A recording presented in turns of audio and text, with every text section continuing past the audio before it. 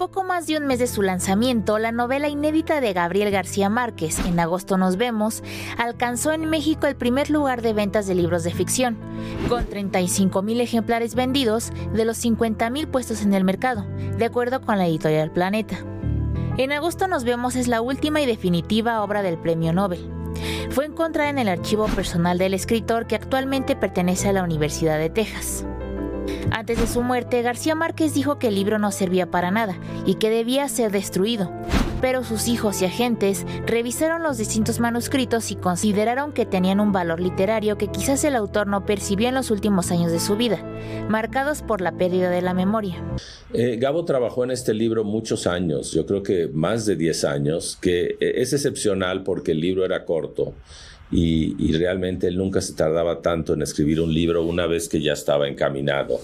Entonces yo creo que la tardanza se debió a que sus facultades iban disminuyendo a medida que él escribía, hasta el punto yo creo que dejó de entender el libro y finalmente se le olvidó que el libro existía, porque si no lo hubiera destruido literalmente.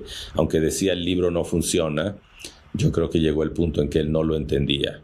Decidimos que el libro valía la pena publicarlo y por eso lo traicionamos con todo cariño. El libro cuenta la historia de Ana Magdalena Bach, que cada agosto toma un ferry a una isla para visitar la tumba de su madre. Este proyecto comenzó en 1999 y era parte de una serie de novelas relacionadas con el amor en la edad madura, que García Márquez nunca concretó. El último borrador de esta novela tiene fecha de 2004. Para ADN 40, Fuerza Informativa Azteca. Bueno, así efectivamente se está comentando en el medio editorial el último trabajo, el trabajo póstumo de Gabriel García Márquez, y pues coincidentemente en unos días se cumplirán 10 años de su fallecimiento aquí en la Ciudad de México. Y bueno, siempre hay motivos o pretextos o causas para hablar de Gabriel García Márquez, y me da mucho gusto recibirte, Pablo Bullosa. ¿Cómo estás, José Luis? Maestro Gabriel Díaz. José Luis, muy buenas noches. Y desde luego, hoy viernes especial, con Claudia Marcuchetti. Muchísimas gracias y hola a todos. Claudia. Qué gusto platicar con ustedes. Y de amarillo. No, pues haciéndole honor al Gabo, ¿cómo no? ¿Cómo no? Te digo que me llegó el frasquito de café con las mariposas en la caja, y el gran, espléndido ejemplar en pasta dura de esta novela pequeña, pero sabrosa. Bueno, ya hablaremos de ello. Se ha generado una conversación, sí, desde luego, a la oportunidad editorial de poner en circulación este trabajo, pero también se ha hablado de algunos comentarios en contra, es decir, no les gustó que no se respetara la voluntad del autor, porque decían que habían algunos borradores, 4 o 5, y que finalmente no se publicó en vida. Pero los hijos tomaron la decisión de sacarlo del baúl, sacarlo y publicarlo. ¿Cómo lo ven? ¿Qué piensan? Denme su opinión, por favor. Bueno, en cuanto a la voluntad, no queda tan claro que García Márquez le haya prohibido a sus hijos publicarla. Nunca lo hizo así. De hecho, lo que le dijo a los hijos es: ya muerto yo, hagan ustedes lo que quieran. Entonces, los hijos no están directamente, digamos, traicionando al padre o la voluntad definitiva del padre. Lo que sí es cierto es que uno sí podría poner en duda hasta qué punto un García Márquez, que ya no era muy capaz por toda la decadencia de su vejez, de saber juzgar su propia obra, porque todos los creadores pues no solo crean, sino que las obras importantes de arte en general, no solo las literarias, pues consiste mucho en un criterio de evaluación, de saber si lo que estoy haciendo está bien o mal. Y entonces vas puliendo, vas quitando. Si ese García Márquez, que ya no tenía un buen criterio de evaluación para su propia obra, era capaz de realmente producir algo muy bueno. Entonces ahí sí hay un problema, pero pues yo creo que es un problema un poco irresoluble. Y creo que la verdad es que esta última novela va a ser leída sobre todo por quienes quieren sentirse más cerca de la figura de García Márquez. Obviamente, desde mi punto de vista, pues no es una obra que vaya a permanecer, no es ni de lejos la obra más importante de García Márquez. Y pues lo único que uno podría llegar a lamentar es que alguien vaya al mercado editorial y sin conocer las obras importantes de García Márquez, pues se vaya con la finta de que este es García Márquez. Está en la mesa de novedades. Pues va a estar en la mesa de novedades de todo el mundo, primero en habla español y luego en los demás idiomas, seguramente. Pero bueno, es una discusión que no tiene solución fácil. Yo estoy feliz que hayan tomado esta decisión porque además ellos lo dijeron justamente en esa entrevista, había la posibilidad de que como el archivo fue vendido a un archivo en Texas y está en una universidad disponible para los investigadores que la quieran consultar, la novela estaba ahí. Entonces, en cualquier momento iban a salir a lo mejor extractos, a lo mejor se desvirtuaba el sentido general de la novela como tal, y por qué no, en cambio, controlarlo con un editor que fue Cristóbal Pera, que es un editor que además tuvo el buen sentido de ponerle al final todas sus notas, incluso el manuscrito original dice copia ok, última, que tú sabes, eres escritor, Pablo, ¿cuántas veces no hemos hecho copias últimas y luego hay 70 al igual? La última de la última. Pero creo que de alguna manera, y lo dijeron también los hijos, mi padre cuando no quería que algo se publicara, lo destruía. Sí. Y este manuscrito no se destruyó. Entonces imagínate los millones de seguidores de García Márquez sabiendo que hay un libro disponible y que nadie puede ver más que si vas a Texas. Pues no. En el prólogo de 12 cuentos peregrinos, él lo dice. Y es uno de mis libros favoritos. Él narra en ese prólogo todo lo que decía, el valor de una obra es más por lo que te vas deshaciendo, lo que vas quitando, que lo que finalmente queda. Maestro Díaz. Muchos años después, frente al pelotón de fusilamiento, el coronel Aureliano Buendía había de recordar la tarde en que su padre lo llevó a conocer el hielo. Macondo era una aldea de casas de barro y caña brava, junto a un río de aguas heladas y piedras gigantescas como huevos prehistóricos. Cada verano una tribu de gitanos, etcétera, etcétera. Bueno, ya no nos va a recitar todo. ¡Bravo! De José Arcadio Buendía a Aureliano Babilonia, que son los 100 años de soledad, los 100 años de Úrsula Iguarán, hay una continuidad de casi, yo diría, una perfección de un estilo narrativo pues, muy de García Márquez, para no tratar de definirlo. García Márquez, él mismo lo dijo, pasó por momentos en que se le secaba la imaginación y la inspiración. Y de pronto dice que iba en un viaje a Acapulco y empezó a revelársele la novela en donde se había atorado. Entonces se regresó y empezó a porrear la máquina, dice, y me salió como un torrente. Es decir, García Márquez en efecto era un tipo muy cuidadoso con su obra. Esta, en cambio, como dice Pablo, pues es una obra ya de una persona de avanzada edad y es una obra en que hay repeticiones. Debo confesar que no la he leído. ¿Por qué? Porque a mí sí me llegó el asunto de que yo sí entendí que su voluntad era que no se publicara. Entonces, decir, yo que he leído prácticamente a todo García Márquez, ¿por qué voy a leer ahora una obra que él no quería que se publicara? Pero por lo que he estado leyendo y lo que se ha comentado incluso aquí, sin duda que la voy a leer. ¿Por qué? ¿Por qué leer a García Márquez? No, porque además tienes que llegar hasta Magdalena Bach, porque tenemos un personaje femenino que reivindica también el tema femenino en una novela donde le da a esta mujer una libertad, una sensualidad, una sexualidad muy contemporánea. Y eso a mí me parece un gran acierto también de la novela. No es la única. Yo alguna vez leí por ahí que un manuscrito suyo de un pequeño cuentito, se llamó Isabel viendo llover sobre Macondo, en efecto, no quería que se publicara y no se publicó. Bueno, yo lo leí. ¿Tú lo leíste, Isabel? Isabel viendo llover en Macondo, sí, está publicado. Sí. Ah, caray, entonces yo leí una edición pirata también porque yo sabía que no se había publicado. Ah, no, yo lo leí. Pero que decían que no, que él mismo lo arrojó a la basura.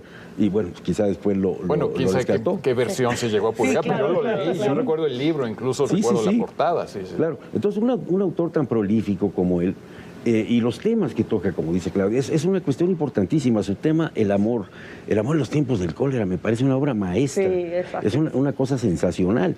Entonces, ahora sí que voy a imponerme como obligación, lo tengo que leer porque soy un gran admirador de Gabriel.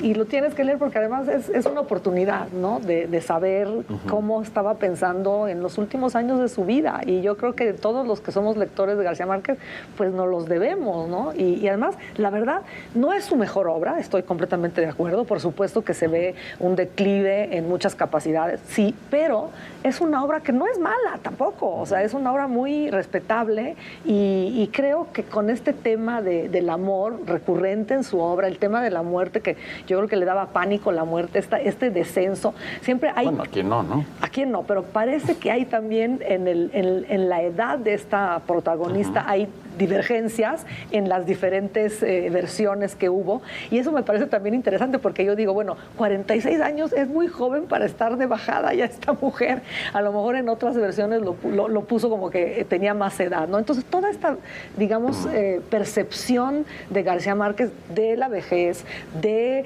la libertad, del amor, que además no es el amor, es el amor en plural, porque esta mujer, que no vamos a revelar mucho, pero es una mujer que todos los 16 de agosto se vuelve a la isla donde está enterrada su madre, una isla sin nombre, un Macondo caribeño, y resulta que suceden cosas que poco a poco la van liberando de su vida. Y por un día al año se da el lujo de ser otra persona. Sí. Qué maravilla de historia. Como un carnaval, ¿no? Y luego el final también me parece muy fuerte, ¿no? Inesperado un poco, y eso también me gustó, ¿no? Es un poco un cuento largo más que una novela, yo sentí, por cómo está tratado incluso la fuerza y el punch del final, ¿no? De un final que yo lo consideré no predecible, ¿no? No queda muy esa frontera entre novela corta y relato ya largo, hoy en día ya no los tachan. Claro, ni importa mucho. No me quiero poner psicoanalítico, pero el hecho es que la protagonista se llama Ana Magdalena Bach. Que era el nombre de la segunda esposa de Bach, que por cierto le dio 13 hijos a Bach, que antes tuvo varios hijos con otra esposa. Y yo me pregunto si no hay algo ahí medio curioso de que es la esposa de un genio. Finalmente Bach era un genio, y él está como imaginándose qué siente la esposa de un genio, que puede ser su esposa, ¿no? Claro, a lo mejor es un homenaje curioso, ¿no? a su mujer. Pues, pero es un curioso homenaje, porque es un homenaje donde la mujer le sería infiel a García Márquez. Una vez al año Si nos ponemos muy analíticos, a lo mejor es el permiso que le quiso dar, porque además, oye, él murió antes. Por eso, entonces, creo que ahí hay un tema interesante. Qué curioso, ¿no? Es una linda historia. Porque además en la novela, el esposo de la protagonista es músico. Ah, fíjate, sí, es un genio, como dice él, ¿no? Es un genio. La figura de García Márquez, yo leí, la primera cosa que leí yo de García Márquez fue Relatos de un náufrago, la historia de Alejandro Velasco, que naufraga en un buque que venía de Nueva Orleans hacia Colombia, y él siempre se asumió como periodista. ¿Sí? Bueno, y era un periodista extraordinario. O sea, la gente compraba El Espectador para leer a García Márquez. Entonces, estas crónicas que él hacía de corte periodístico, yo dije, bueno, igual he pensado de otros autores, ¿qué hace este señor de cronista de periódicos cuando tiene un futuro muy provisorio como literato, como novelista, ¿no? Y luego empecé a leer todos los demás.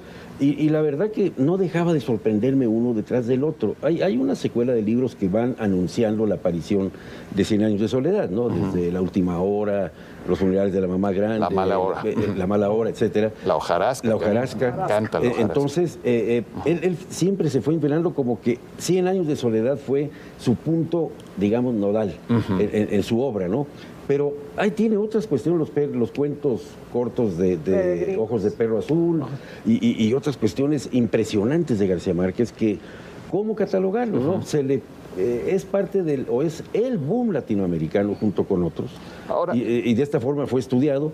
El cronista o el literato del realismo fantástico, yo no sé qué es el realismo fantástico.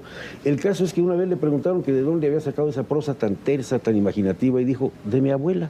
Sí. Así hablaba mi abuela. Sí. Bueno, casi estoy seguro que no hablaba así. Así no, exacto. Más bien por cierto, humilde. Pero obviamente fue un gran lector. Por supuesto, que sí, un hombre muy culto, etcétera. Pero es curioso que Gabriel mencione el relato de un náufrago, porque es una obra en la que también hubo disputas sobre la autoría, de otra naturaleza. naturaleza, ¿no? Pero aquí, digamos, hay una cierta disputa de hasta dónde García Márquez es García Márquez. ¿Qué tanto ¿no? hizo él también y qué tanto intervino el editor y las cuestiones de...? Y no solo la intervención del editor, que me parece muy honesta, como tú dices, él está señalando todo lo que hace, etcétera, sino el hecho real de él mismo. O sea, digamos, para nosotros Cervantes es el Quijote, no es los trabajos de Persiles y Segismunda, pues por buena que sea. Para nosotros García Márquez va a ser 100 años de soledad. Exactamente, o sea, a eso me refiero con quién es García Márquez. Pero en ese relato de un náufrago, nada más quiero contar muy brevemente la anécdota, está basado en un hecho real de un náufrago que le contó a García Márquez su desgracia, su aventura, su periplo. García Márquez lo escribe y cuando lo escribe le propone al náufrago que compartan los derechos de la obra en lengua española. Y los comparten, y García Márquez siempre cumplió y siempre le dieron a este pescador. Porque al final el que lo hizo, porque la obra literaria es 100% de García Márquez. Estaba haciendo a lo mejor una obra más periodística. Exacto. Pero al cabo de los años, no sé si saben que el pescador demandó a García Márquez. No, eso no lo sabía. Porque la familia del pescador y la gente alrededor le dijeron, no, es que demándalo porque no estás ganando por los derechos en inglés, en italiano, en las traducciones. En las otras traducciones. Nada más por el español. Solamente en las del español, que ya era ganó? muchísimo. ¿Eso te lo sabes? ¿Quién ganó? No, sí, claro. Bueno, imagínate los abogados que tenía García Márquez. Pues obviamente ganaron los abogados de García Márquez. Nada más lo quiero contar como... se llamaba Alejandro Velasco, por cierto. Sí. Oye, y yo quiero retomar eso que estabas diciendo, Gabriel, de su faceta periodística, porque acabo de leer de Viaje por los Países Comunistas, que fue una recopilación de artículos que él escribió en este viaje que comenzó en Berlín por la cortina de hierro, que me parece espléndido para la revista Cromos. Fue uno de sus, estamos hablando de los años 50, es el posguerra inmediata, la posguerra inmediata, y bueno, me pareció que como periodista desde entonces ya se perfilaba la voz narrativa que tenía y que tuvo y que culminó precisamente en 100 años de soledad. Fíjate, mencionaste el libro de los 12 cuentos peregrinos, ahí hay un cuento que a mí me encanta que se llama La Santa. Ah, buenísimo. Y en La Santa cuenta la historia, está narrado por García Márquez, el narrador es realmente García Márquez. Y todas las fichas que va dando son ciertas. Habla de un tenor que yo pensé que era un personaje inventado. No, ese tenor existió y fue su amigo. Habla comienza el cuento contando que el Papa Pío XII en esa primavera tuvo una crisis tremenda de hipo y que la gente pensaba que se iba a morir de hipo. Yo pensaba que era invención. Hoy fui y era cierto, y además leí las crónicas una de las crónicas de García Márquez en Roma sobre el hipo del Papa Pío XII. Es genial, la crónica es genial. Te digo, esta mezcla entre su labor periodística y cómo trastocaba la realidad para convertirla en ficción, es su genialidad, ¿no? Que ese es el toque de 100 años de soledad, ¿no? O sea, esa combinación de ficción y realidad. Y otra cosa interesantísima de 100 años de soledad es cómo describe el paso del tiempo a través de las generaciones. Y es un tiempo mítico, un tiempo circular donde las cosas regresan de otra forma, pero al mismo tiempo reconocibles, y los propios personajes a veces se sienten encerrados en ese tiempo mítico del que no pueden escapar. Me parece, este libro es un realmente una obra. La última parte dice que a esos están condenados los pueblos que viven 100 años de soledad, ¿no? La estirpe. A repetirse. Sí. ¿Alguien leyó Los genios de Jaime Bailey sobre García Márquez y Vargas Llosa? Para ponernos en el chisme del lavadero. O sea, es básicamente la historia de cómo fue y por qué se pelearon ellos, pero con la invención que posiblemente no es tan lejana a la realidad, porque Jaime Bailey conoció muy bien a Mario Vargas Llosa. Pero él es un ficcionador. Es un ficcionador, es un escritor, pero un periodista también. La versión que yo me sé es literalmente inenarrable. Bueno, nada más para poner en contexto a quien nos acompaña esta noche, lo que estás hablando, Claudia Maestro Díaz, es Mario Vargas Llosa, Gabriel García Márquez, amigos entrañables, se acartearon desde cuando él estaba en Europa. Las cartas del boom se pueden leer ahora mismo. Vargas Llosa escribió un libro muy importante sobre García Márquez. Su doctorado está basado en el estudio. Historia de un deicidio. La historia de un deicidio.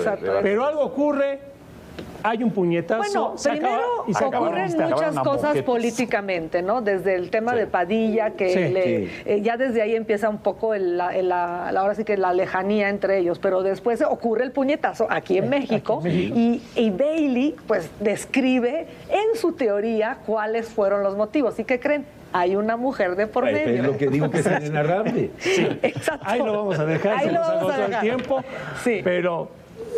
¿nos repites el autor y el libro? Jaime Bailey, Los genios. Los genios. Y por supuesto, las cartas del boom, yo los leí al mismo tiempo porque hay muchas soluciones en las cartas del boom que te remiten a qué pasó y ahora sí cómo fue el desenlace de su historia, de estos dos genios, ¿no? Gabriel García Márquez da para mucho más tiempo, se nos terminó. Gracias. Gracias a ti, a ustedes.